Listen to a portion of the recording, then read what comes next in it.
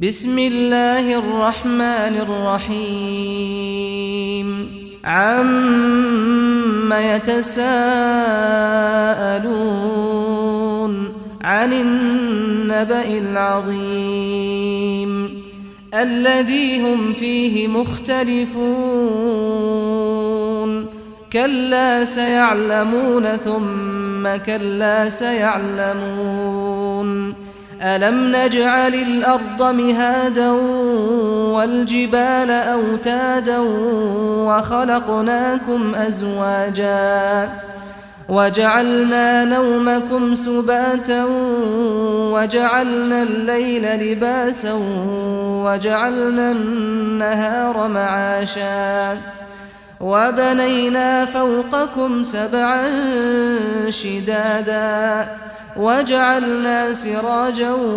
وهاجا وأنزلنا من المعصرات ماء ثجاجا لنخرج به حبا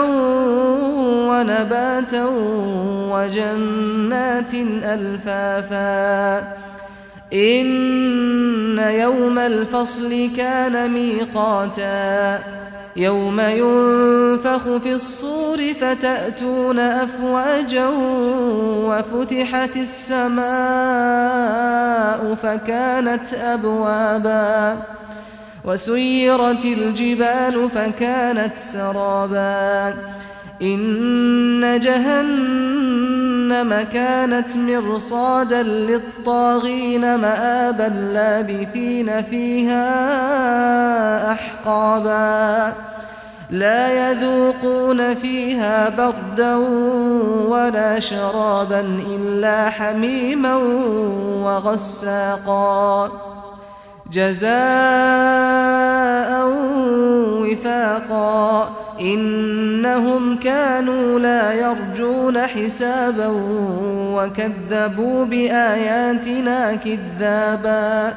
وكل شيء أحصيناه كتابا فذوقوا فلن نزيدكم إلا عذابا إن للمتقين مفازا حدائق وأعنابا وكواعب أترابا وكأسا دهاقا لا يسمعون فيها لغوا ولا كذابا جزاء من ربك عطاء حسابا رب السماوات والأرض وما بينهما الرحمن لا يملكون منه خطابا يوم يقوم الروح والملائكة صفا لا يتكلمون إلا من أذن له الرحمن وقال صوابا ذلك اليوم الحق فمن شاء اتخذ إلى ربه مآبا إنا